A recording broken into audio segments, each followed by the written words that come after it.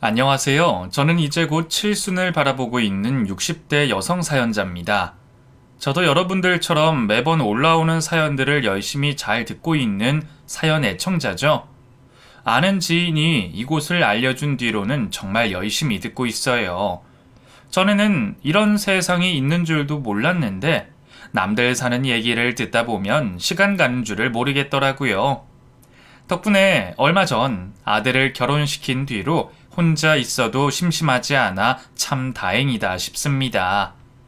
그동안은 사연을 듣기만 하던 제가 직접 사연을 보내게 될 줄은 생각도 못했는데 마침 이런 기회가 생겨 다행스럽기도 하네요.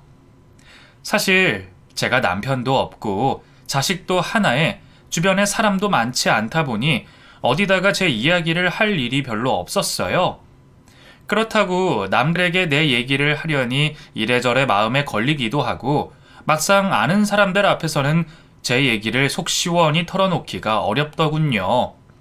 그래서 이런 기회가 얼마나 귀한지 모릅니다. 제가 보내려 하는 사연은 저희 아들에 대한 이야기예요. 저희 아들이 얼마 전 결혼을 한 기념으로 남편 먼저 떠나보내고 애지중지 키운 아들 자랑을 하고 싶어서 말이죠. 그럼 여러분들이 재밌게 들어주시기 바라며 이야기를 시작해 보겠습니다.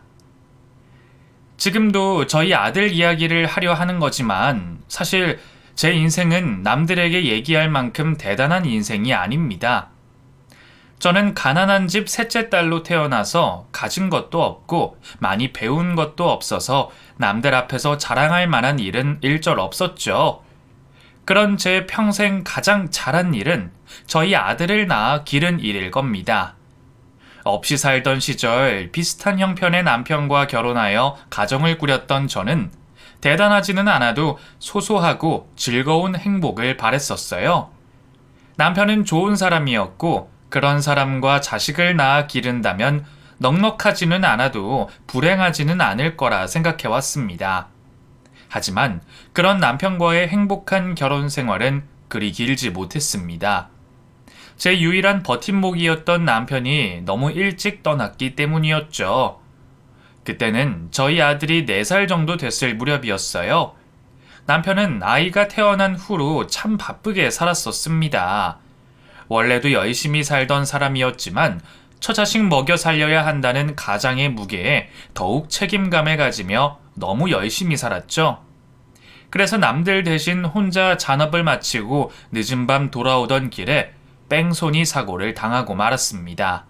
당시에는 CCTV가 제대로 있지도 않았고 인적 드문 길에 늦은 시간이라 남편은 차가운 길에서 목숨을 잃을 수밖에 없었어요. 어린 아들을 재우며 하염없이 남편을 기다리던 저는 몇 시간 뒤 병원에서 걸려온 전화를 받고서야 남편의 사망 소식을 알게 됐습니다. 혹시나 그날 잔업을 하지 않았더라면 사고가 없었을지, 일찍 구했더라면 살릴 수 있었을지, 남편의 죽음을 앞에 두고 수만 가지 생각을 해봤지만 저는 어떻게도 남편을 살릴 수가 없었습니다. 지금이야 다 지난 일이니 이렇게 말을 할 수 있지만 당시 저는 남편의 죽음으로 한동안 무척 힘든 시간을 보내야만 했어요. 속이 문드러져서 먹지도 뱉지도 못하고 한동안 죽은 사람처럼 지낼 수밖에 없었죠. 그런 제가 살아야 했던 이유는 결국 어린 아들 때문이었습니다. 아들이 아니었더라면 아마 저는 그때 남편을 따라 떠나버렸을 거예요. 죽고 싶어도 그 어린 자식을 두고 떠날 수는 없었기에 저는 살아서 버틸 수밖에 없었어요. 남편 없이 어린 아들과 단둘이 남겨지게 되니 어떻게 살아야 하나 막막했지만 그럼에도 결국 제가 살아서 버틴 것은 전부 아들 덕분이었습니다. 죽은 남편의 영정사진을 앞에 뒀던 그날 저는 제 무릎에서 잠든 아들을 보며 끝까지 지켜주겠다고 다짐했습니다. 앞으로 무슨 고생이 있을지 뻔히 보여 두려웠지만 아들을 위해서 견뎌보기로 결심했죠. 그렇게 저는 온갖 굳은 일을 하며 아들을 키워야 했습니다. 애초에 가방끈도 짧고 재주도 없다 보니 제가 할 수 있는 일은 그리 많지 않았어요.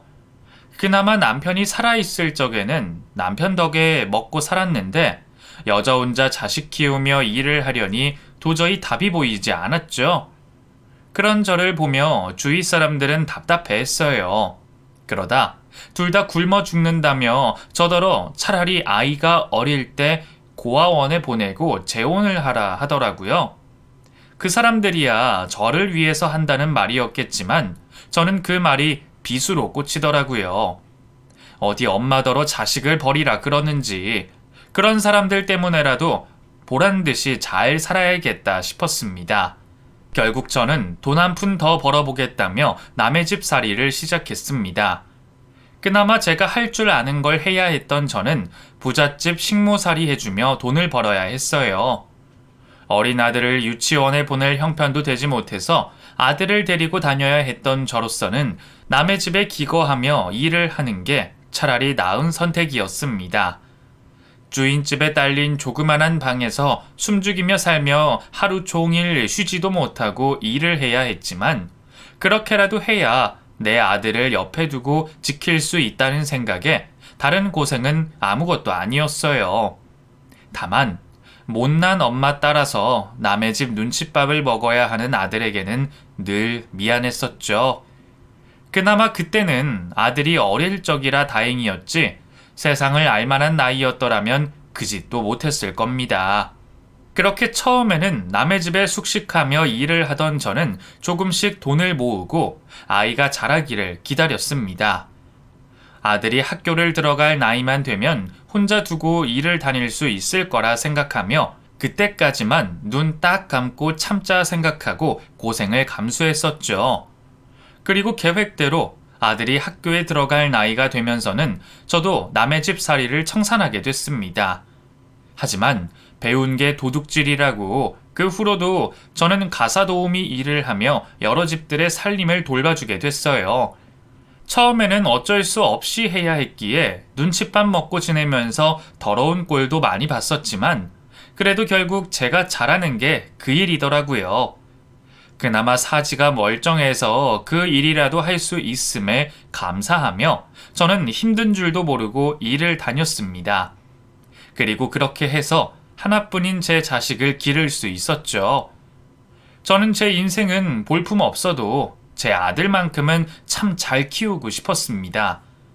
아버지 잃은 불쌍한 내 아들이 어디 가서 기죽지 않고 나처럼 고생하지 않기를 바라며 제가 할 수 있는 형편에서는 뭐라도 하나 더 해주고 싶은 생각뿐이었어요. 그래서 아득바득 살았지만 정작 대단히 해줄 수 있는 건 없었습니다. 매달 생활비에 집세 내기에도 바쁜 탓에 아들한테 좋은 것 하나 해준 게 없었죠. 좋은 옷도 사주고 싶고 좋은 음식만 먹여 키우고 싶었지만 제 형편에 그럴 여유는 없었고 그래서 부끄럽지만 주인집 자식들이 버리는 옷을 얻어 입히고 남의 자식들 안 보는 책 얻어다 공부시킬 수밖에 없었어요. 아들은 그런 것도 모르고 뭐든 좋다고 고마워했지만 남의 것을 얻어다 입히는 제 심정은 어찌 표현할 수가 없었습니다. 내가 조금만 더 여유가 있었더라면 더 좋은 것 해주었을 텐데 제가 무능하고 못난 엄마라 내 귀한 자식에게 귀한 대접 못 해주는 게 너무 미안했었어요.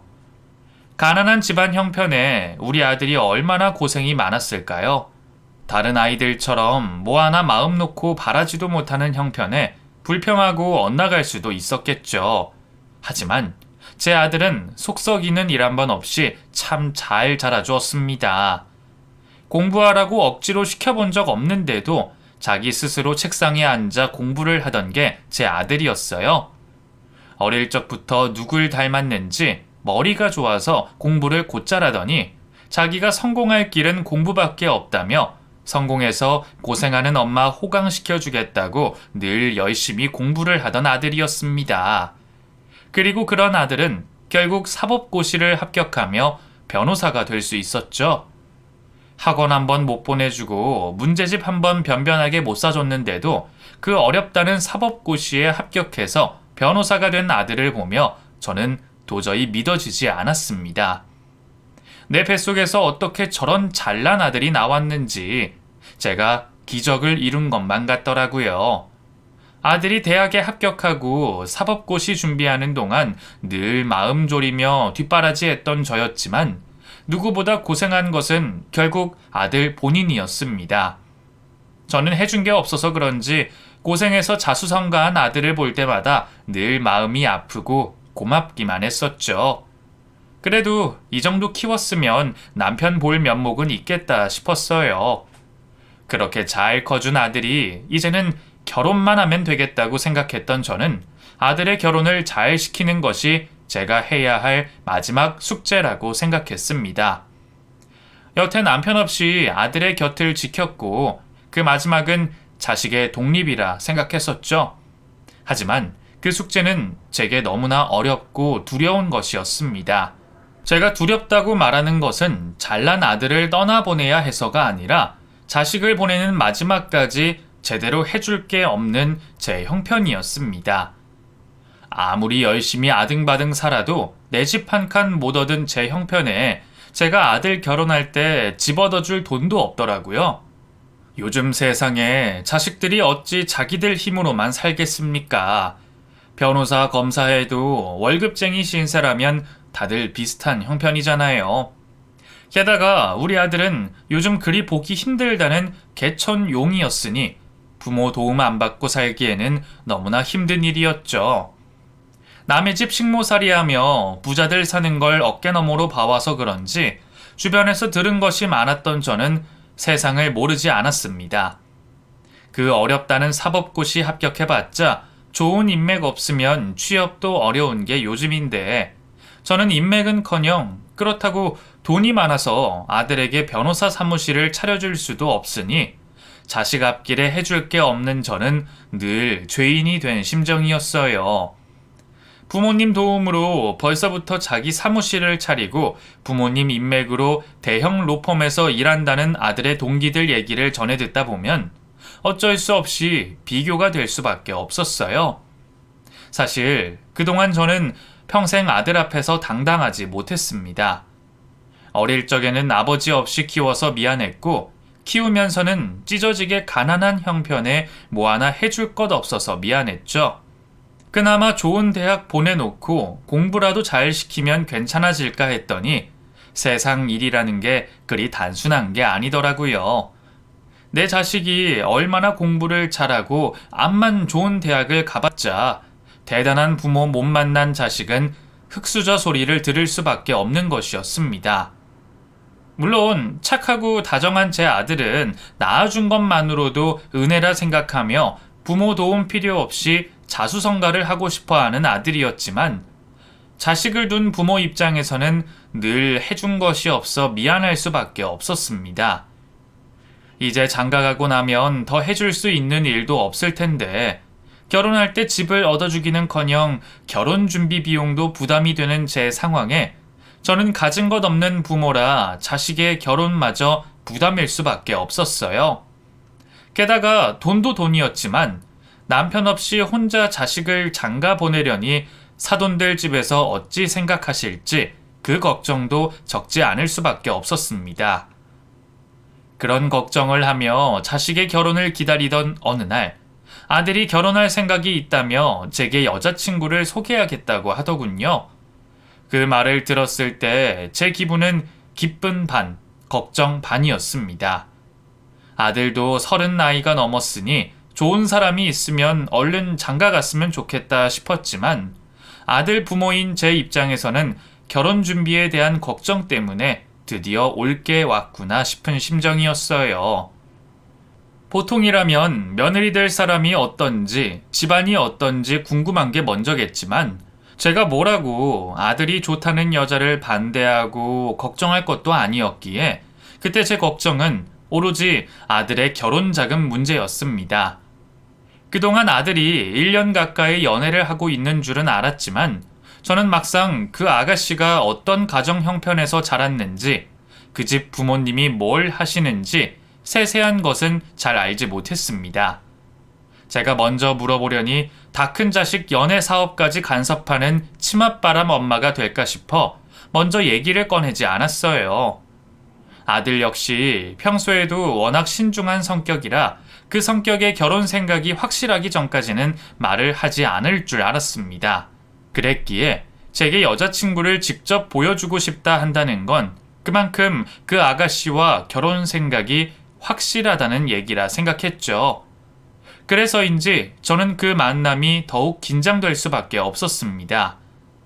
다른 사람들도 며느리 될 사람을 만날 때 그렇게 떨리는 건지 저는 약속이 있는 전날까지 쉽게 잠을 이루지 못했네요. 그렇게 만나게 된 예비 며느리는 누추한 집안을 걱정해 밖에서 약속을 잡은 보람이 있을 정도로 귀해 보이는 아가씨였습니다. 잘은 몰라도 한눈에 보기에도 좋아 보이는 옷을 걸치고 있던 아가씨는 광이 나는 피부에 고운 머릿결까지 누가 봐도 여유 있는 집안에서 곱게 자란 티가 나는 아가씨였어요. 저도 일하면서 부잣집들 드나드는 세월이 있다 보니 한눈에 보기에도 그 아가씨가 웬만한 부잣집 따님이라는 걸 알겠더라고요. 공주님 같은 그 아가씨를 본 순간 우리 아들과 참 선남선녀처럼 잘 어울린다 싶어 기분이 좋았지만 제 속을 솔직히 말하자면 걱정이 더 커졌다고 해야 할 겁니다. 그 아가씨가 들고 있는 가방만 해도 우리 집 1년 생활비에 가까울 것 같은데 하는 생각에 저도 모르게 제 처지를 생각해 보게 됐거든요. 누가 봐도 여유 있어 보이는 그 집안과 우리 사정이 괜히 비교가 되는 바람에 저는 며느리가 될 그 아가씨 앞에서 괜히 긴장할 수밖에 없었어요. 그래도 다행히 아가씨는 우리 아들을 많이 사랑하는지 제게도 깍듯하고 예의 바르게 보였습니다. 처음 뵙겠습니다, 어머니. 저 지우 씨랑 만나고 있는 오인영이라고 해요. 그래요. 나 지우 엄마예요. 만나서 반가워요. 지우 씨가 누굴 닮아서 인물이 좋은가 궁금했는데 역시 아들은 어머니를 닮는 모양이에요. 어머니가 엄청 미인이셔서 저 깜짝 놀랐어요. 아유, 그럴 리가. 내가 못 봐줄 게 있다고 그래요. 우리 아들은 나 안 닮아서 잘났는데. 아니에요. 어머니랑 정말 많이 닮았는걸요? 어머니 정말 미인이세요. 안 그래, 오빠? 맞아. 나 엄마 닮았잖아. 엄마 닮아서 잘난 거 맞는데? 아유, 지우 너까지 정말 왜 그러니? 아가씨야말로 참 예쁘네요. 다행히 첫인상은 서로 괜찮았던 것 같았어요. 저야 하도 긴장돼서 밥이 입으로 들어가나 코로 들어가나 몰랐지만 그 아가씨는 어려운 자리에서도 웃음을 잃지 않고 저를 편하게 해주려 노력하더라고요. 제가 생전 처음 먹어보는 것들도 이리저리 알려주면서 이것 드셔봐라 저것도 드셔봐라 권하는 모습이 참 싹싹하고 예뻐 보였습니다. 아들에게서 우리 집 사정을 얼마나 자세히 들었는지 모르겠지만 내가 가진 것 없는 걸 알면서도 무시하거나 싫어하는 내색은 보이지 않았어요. 돈 문제야 어른들끼리 해야 하는 일이겠지만 없는 시댁에 시집 오면서 걱정하는 기색은 별로 없어 보였죠. 처음 만나는 자리이기도 하니 서로 사정을 깊이 물어보기도 어려운 탓에 가벼운 식사 자리로 끝이 났고 그 아가씨와 헤어지고서 집으로 돌아가 아들과 진지한 이야기를 나누게 됐습니다. 엄마, 인형이 어때요? 착하고 귀엽죠? 그렇네. 부잣집 따님같이 생겨서 새침할 줄 알았더니 생각보다 싹싹하고 구김도 없더라. 인형이 성격 좋아요. 털털하고 꾸밈 없고 엄마 말씀대로 여유 있는 집안에서 자라서 그런지 긍정적이고 착해요. 구김이 없는 게 장점이자 단점이라 가끔은 너무 철이 없는 것 같기도 한데 그래서 순수한 것 같기도 하고요. 아무래도 어려움을 안 겪었으니 고생 모르고 순수해서 그런 거겠지. 그래도 엄마가 보기에는 착하고 좋은 아가씨 같더구나. 나한테도 잘하려고 노력하는 모습이 고맙더라. 착하긴 정말 착해요. 그래서 제가 좋아하는 거기도 하고요. 근데 그러면 그 집은 재력이 어느 정도 되는 거니? 그 집에서도 우리 집 사정을 알고 계시니? 내가 우리 아들을 깎아내리는 건 아니지만 그런 집에서 우리 집 사정을 이해하실까 싶어서 말이다. 엄마는 괜히 그런 게 먼저 걱정이 되네. 왜 자꾸 그런 걱정을 하세요? 제가 못 굴릴 게 있는 것도 아니고 오히려 그쪽 집안에서는 저 좋아하세요. 그럼 내가 너 혼자 키운 것도 아시고? 그럼요. 저는 이미 몇 번 인사드렸었고 집안 얘기도 다 했었어요. 아버지 일찍 돌아가셔서 엄마가 저 혼자 키우신 것도 알고 그 얘기 들으시고는 고생 많으셨겠다면서 엄마가 존경스럽다고 하시더라고요. 그리고 제가 혼자 독학해서 공부한 것도 대견해 하시고 남들보다 더 고생한 걸 알아주시는 분들이세요. 그 집이 여유가 있기는 하지만 그렇다고 제 앞에서 돈 가지고 기죽이시는 분들도 아니고 그런 걸로 차별하거나 무시하는 분들도 아니에요. 아마 엄마도 직접 만나시면 좋은 분들이라 생각하실 거예요. 그렇다면 정말 다행이지만 엄마는 괜히 여러모로 걱정이 많아지네. 그래도 하나뿐인 아들 결혼할 때 뭐라도 해줘야 할 텐데 말이다. 그것도 걱정하실 필요 없어요, 엄마. 사실 이런 얘기 어떨지 모르겠는데 그쪽 집에서는 저희가 결혼하면 최대한 지원을 해주고 싶어 하세요. 인영이 명의로 아파트도 있으니까 신혼집 걱정도 없고 제가 준비만 되면 변호사 사무실도 내주시고 싶어 하시더라고요. 저도 처음에는 부담된다고 괜찮다 말씀드렸는데 아무래도 사업을 하시는 분들이라 그런지 저한테 투자하는 거라고 그냥 받았으면 좋겠다고 하시더라고요. 제가 혼자 자식 결혼 문제로 걱정하는 동안 아들은 이번에도 저 혼자 알아서 잘 얘기를 마쳤던 모양입니다. 사업을 해서 여유가 있는 그쪽 집안에서는 변호사 사위를 맡는 것이 기쁘신지 저희 아들만 좋다면 지원을 해주고 싶어 하셨어요. 제가 제일 걱정이던 신혼집은 당연하고 제가 죽었다 깨어나도 못해줄 변호사 사무실까지 말이죠. 그 얘기를 들으니 안도가 되면서도 왠지 마음이 복잡 미묘했습니다. 나는 너무나 해주고 싶어서 걱정하던 그 일이 누군가에게는 너무 쉬운 일인가 싶기도 하고 그런 걸 덥석 받아도 될지 걱정이기도 했죠. 하지만 그런 말을 자식 앞에서 굳이 하지는 않았습니다. 나중에 처가에 발목을 잡힐지언정 그렇게라도 도움을 받는 것이 아들에게는 좋은 일일 테니 말이에요. 아들은 그 와중에도 도움만 받는 제가 괜히 주눅들까 걱정하는 듯 했지만 저는 자식이 잘 되는 일이라면 제 체면이나 기분 따위는 별로 중요하지 않았습니다. 그래서 아들만 좋다면 도움을 받기를 원했죠. 아들도 그런 처가댁의 제안이 나쁘지 않은지 제 앞에서 긍정적인 이야기를 하더라고요. 결혼을 하고 사무실을 차리면 지금보다 덜 바쁠 거라며 기대하는 아들의 모습을 보니 많은 생각이 들었습니다. 아무튼 엄마도 걱정하지 마세요. 그쪽에서도 저 좋아하시고 어머니에 대한 기대도 크시니까 아마 상견례 때도 별 문제 없을 거예요. 애초에 그런 걸로 편견 가지실 분들이면 제가 결혼까지 생각하지도 않았겠죠. 그래, 좋은 분들이신 것 같다. 말만 들어도 이런데 직접 만나뵈면 어떨지 기대되네. 그래도 엄마가 소인배라 그런지 자꾸 긴장이 되네. 아들은 사돈될 분들이 좋은 분들이라며 긴장을 놓으라 말을 했지만 그런 아들의 얘기에도 저 스스로 괜히 위축되는 것은 어쩔 수 없는 일이었습니다. 그래도 좋으신 분들이라 다행이라 생각하며 저는 상견례를 준비하게 됐죠. 그날을 위해 몇 날 며칠을 준비했는지 제 생에 그렇게 신경 쓴 날이 또 없었다 싶었네요. 전날부터 얼마나 떨리는지 잠도 제대로 자지 못하고 긴 밤을 설치고 말았습니다. 아침 일찍부터 동네 미용실에 나가서 거금 5만 원을 주고 화장과 드라이를 하고 이럴 때 입으려고 백화점 세일할 때 큰맘 먹고 샀던 투피스를 꺼내 입었습니다. 그리고 지인에게서 빌린 명품 가방까지 조심히 꺼내 들었어요. 내 주제에 무슨 명품인가 싶어서 명품을 근처에도 가본 적이 없었는데 상견례를 한다는 제 얘기를 듣고 주변 사람들이 더 난리를 치더라고요.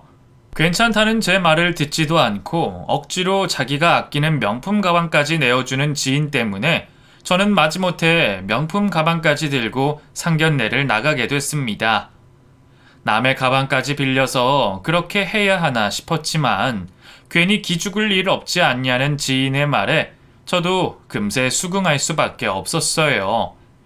그래도 그렇게 꾸며놓고 나니 저도 그럴듯해 보이는 것이 속은 몰라도 겉으로는 여느 집 사모님 못지않아 보였습니다.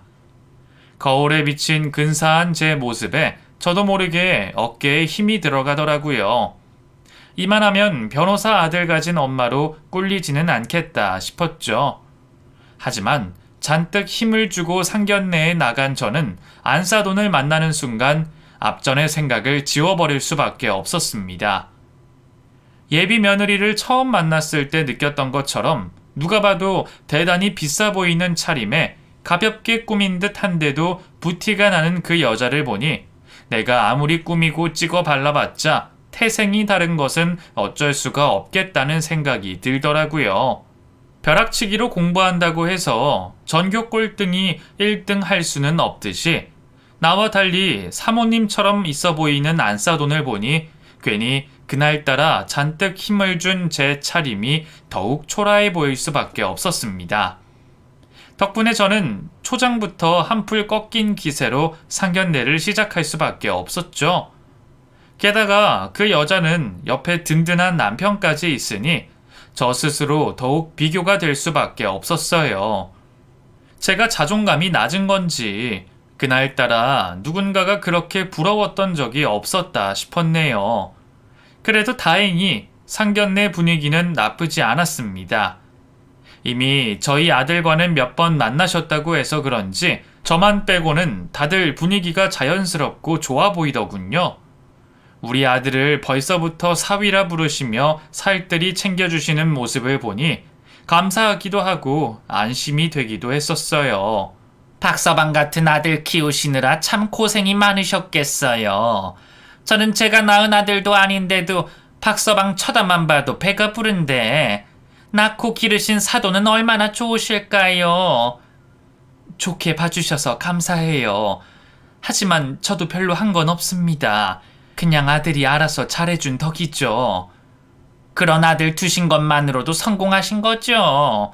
솔직히 요즘 이런 젊은이 별로 없잖아요. 다들 고생 모르고 부모 도움으로 쉽게들 하는 세상에 자기 노력만으로 이런 자리까지 오기 어디 쉬운가요? 저희 남편이 자수성가한 사람이라 그런지 그 아드님이 더 기특하고 대견해 보이네요. 사돈께서는 저희 아들을 칭찬을 아끼지 않으셨고 저는 그런 칭찬에 몸둘 바 몰라 하면서도 내심 기분이 좋았습니다. 자식 잘났다는 소리 듣는 게 싫은 부모는 없기에 저도 제 자식 자랑에 뿌듯할 수밖에 없었죠. 이미 듣기는 했었지만 정말로 저희 아들을 좋아해 주시는 모습에 저는 그제서야 마음이 놓이는 기분이었습니다. 그렇다고 해서 괜히 집안 사정으로 무시하는 것 같지도 않고 오히려 혼자 잘 컸다며 대견해 주시는 게 다행이다 싶었어요. 그 정도면 우리 아들이 결혼해서도 형편 때문에 무시당하거나 괜히 대릴사위 대접받는 건 아니겠다 생각했죠. 이런 아드님을 어떻게 키우셨을까 늘 궁금했습니다. 저희도 대충 들었지만 사돈이 참 고생을 많이 하셨겠어요. 남편분 일찍 돌아가시고 혼자 자식 키우느라 얼마나 힘드셨겠어요. 어린 자식 두고 직장 생활은 제대로 하셨을지 말이에요. 혹시 지금도 일을 하고 계시나요? 아, 예, 지금도 하고 있어요. 아무래도 그 집안에 여유가 별로 없다 보니 자식한테 부담 주지 않으려면 될 때까지 일을 해야지 싶어서요. 그래도 오래 해온 일이다 보니 이제는 별로 힘든 것도 없고 다들 잘해주셔서 괜찮습니다. 그러고 보니 저희가 사돈이 무슨 일을 하셨는지는 듣지 못했네요.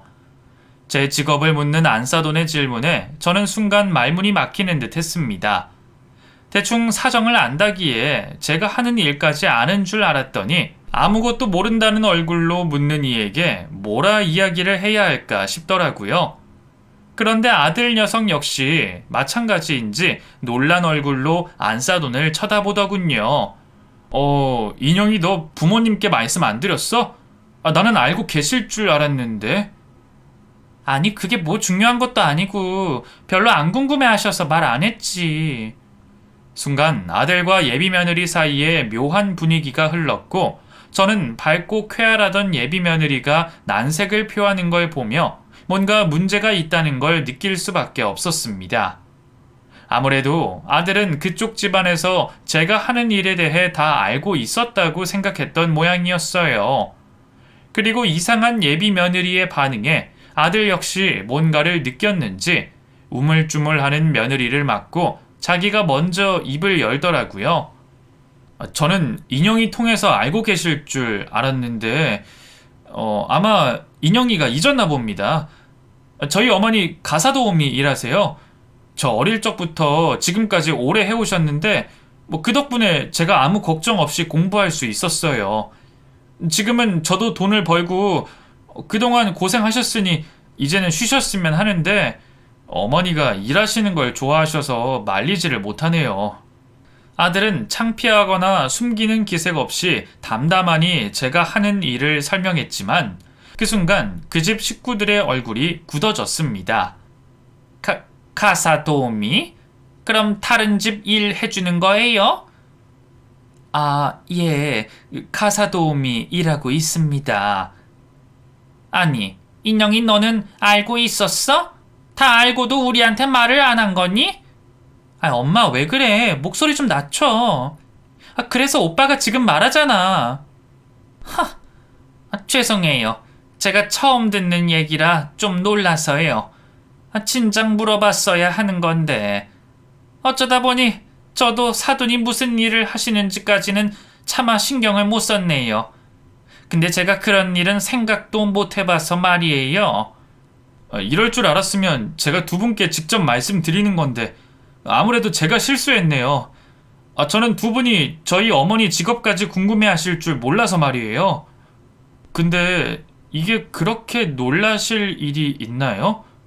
저희 어머니가 뭐 나쁜 짓 하시는 것도 아니고 장모님도 집에 일해주시는 분이 계시니 가사도우미라는 직업이 생소하지도 않으시잖아요. 제 직업이 마음에 들지 않는지 생각보다 날선 사돈의 반응에 저희 아들 역시 기분이 상한 듯 날카롭게 대꾸를 했습니다. 평소에도 굽힐 줄을 모르는 아들의 성격을 잘 알고 있던 저는 저 때문에 아들이 괜히 사돈들과 화를 낼까봐 전전긍긍해질 수밖에 없었어요. 문제가 되고 말고 집이 가난하고 그런 사정이야 이해하지만 아무리 그래도 가사도우미라니. 아니, 사돈께서는 그래도 아들 장가 보내는 건데 그런 걱정도 안 하셨어요? 예? 제가 어떤 걱정을 해야 하는지. 아니, 반대로 생각해 보세요. 사돈이 일해준 집 중에 내가 아는 사람이 있기라도 하면 어떡해요? 사돈이 남의 집 식모살이 한 걸 누가 알기라도 하면 어쩔지. 벌써부터 걱정인데. 심지어 지금도 일하고 있는 거면 누구라도 알 수도 있는 거 아니에요? 누가 알아보고 비웃으면 어떻게 하냐고요? 사돈은 결혼식에 그냥 오지 말아요. 결국 제가 염려하던 일이 벌어지고 말았습니다. 생전 처음 만나는 여자 입에서 그런 헛소리를 들었을 때 제 기분이 어땠을지 여러분 짐작이 가실까요? 제가 남의 집 식모살이를 하고 있는 게 마음에 안 든다며 식모와 사돈을 맺는다는 게 주변에 알려질까 걱정하던 안사돈은 기어이 저더러 결혼식에 오지 말라는 이야기를 꺼냈습니다. 순간 욱해서 뱉은 얘기인지 정말 진심인지 모르겠지만 아무리 그래도 사람 면전에서 어떻게 그런 말을 뱉을 수 있는 건지 믿어지지가 않더라고요. 지금 뭐라고 하신 거예요? 저더러 결혼식에 오지 말라뇨. 그게 무슨 말이죠? 아휴, 나도 이런 말까지 하고 싶지는 않지만 진지하게 하는 말이에요. 솔직히 우리도 애들 결혼 반대할 생각은 아니에요. 박서방이 마음에 들기도 하고. 그러니까 그 집 사정 알고도 결혼시키겠다고 한 거죠. 그런데 집이 가난한 줄은 알았지만 이 정도인 줄은 몰랐잖아요. 아무리 그래도 어떻게 남의 집 식모살이를 했어요? 그 중에 혹시나 사돈을 안다 그러면 내 체면이 뭐가 되겠냐고요? 그렇다고 애들 결혼을 안 시킬 수는 없으니까 사돈이 그날만 피해서 좀 조심해 주시면 어떨까 싶어서요. 혹시나 싶어 되물어봤지만 그 여자는 진심이었습니다. 결국 제가 창피해서 결혼식에 오지 않았으면 한다는 말이 맞더라고요. 어떻게 부모에게 자식 결혼식에 오지 말라는 말을 할 수가 있을까요? 그 말을 들은 저는 심장이 찢기는 기분이었습니다. 살면서 별별 일을 다 겪고 남의 집안일 하면서 갖은 수모도 당해봤다 생각했지만 그렇게나 비참하고 처절한 기분은 생전 처음 느끼는 듯 했습니다. 그런데 그때 제가 더 비참했던 게 뭔 줄 아세요? 그 얘기를 듣고도 화를 낼 수 없었다는 거였어요. 나를 무시하더라도 내 아들을 무시하는 건 아니기에 그러면 다행이지 않을까 생각했거든요. 나만 참고 넘어가면 우리 아들 앞길에 문제는 없을 거라는 생각에 저는 화도 내지 못하고 조용히 입을 다물 수밖에 없었습니다. 그때 옆자리에 앉아있던 아들이 제 손을 꼭 붙잡는 게 느껴졌죠.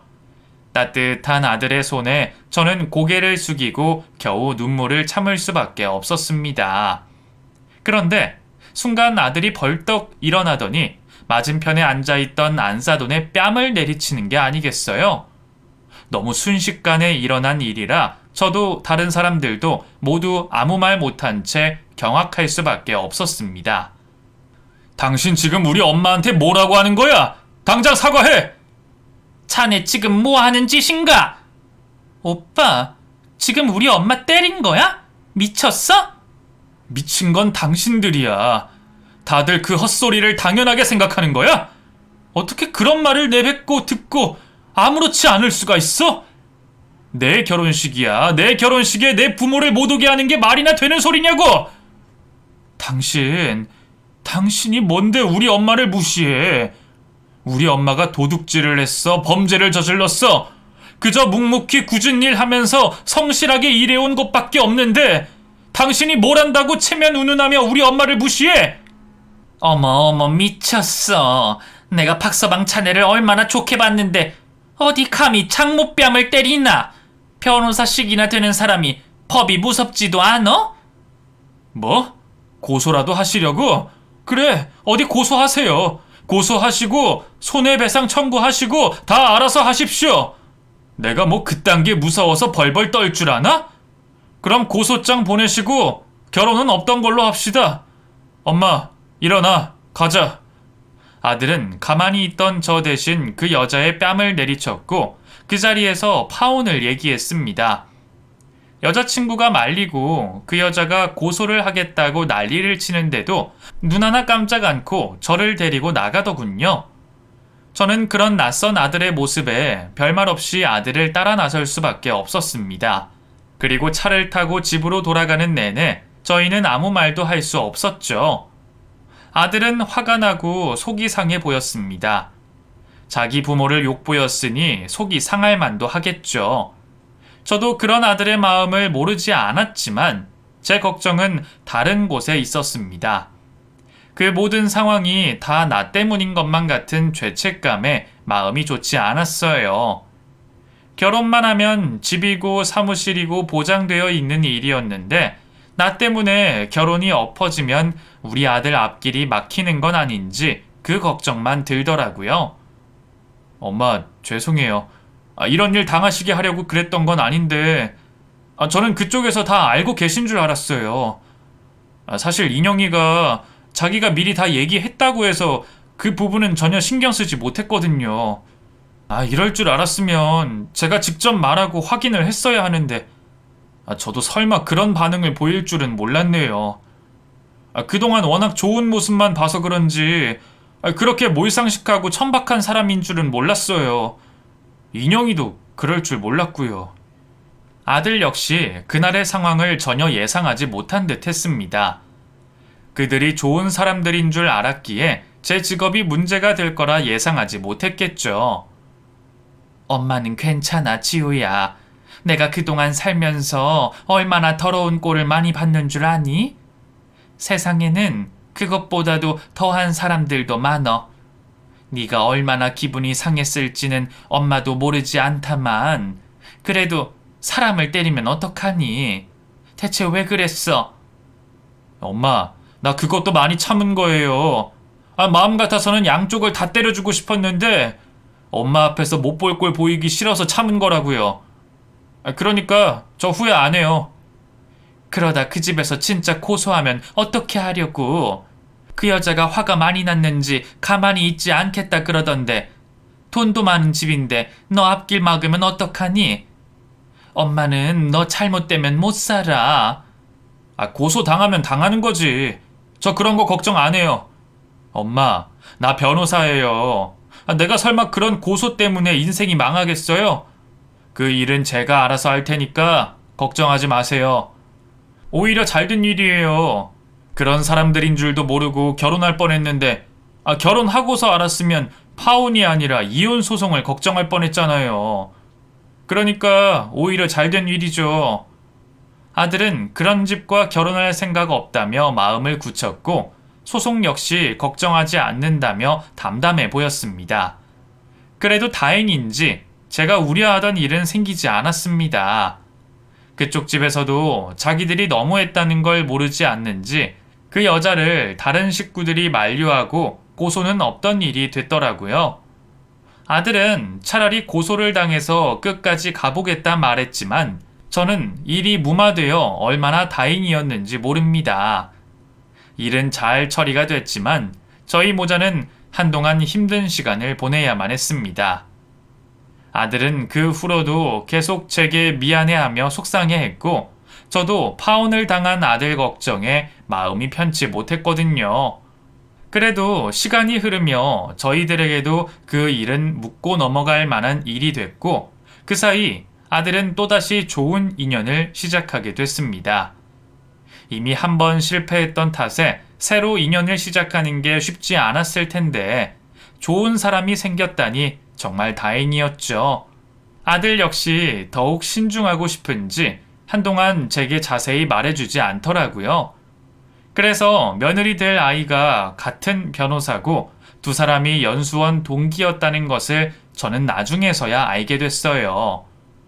원래는 동기였던 두 사람이 돌고 돌아 연인이 된 것을 보면 결국 맞는 짝은 따로 있는 게 아닌가 싶은 생각이 듭니다. 그리고 이번에는 정말로 별일 없이 결혼을 진행할 수 있었네요. 다행히도 사돈들께서는 평범하게 자식을 잘 키우신 분들이셨고 그분들은 제 직업이나 사정을 염려하시지도 않으셨습니다. 그분들이야말로 정말로 저희 모자를 이해해 주시고 환영해 주시는 분들이셨고 그 덕분에 저도 이전과 달리 마음의 짐 없이 아들을 걱정 없이 결혼시킬 수 있었습니다. 부모로서 지원을 해주지 못해 여전히 미안했지만 아들은 이번에도 자기 힘으로 헤쳐나가려 노력했습니다. 그리고 혼자 해내겠다는 걸 제대로 보여주고 싶은지 갖은 고생 끝에 아들과 며느리가 얼마 전 변호사 사무실을 오픈하기까지 했네요. 아들 혼자였다면 저도 걱정을 했겠지만 저희 아들보다 똑부러지는 며느리가 있어서 저도 걱정이 덜합니다. 아무리 어렵다 해도 든든한 가족과 함께라면 이겨낼 수 있기에 두 사람도 힘든 일을 서로 도우며 이겨내기를 바라며 저는 두 사람을 끝까지 응원할 겁니다. 여러분들도 힘을 주시기를 바라며 제 이야기를 여기서 마치도록 할게요. 감사합니다.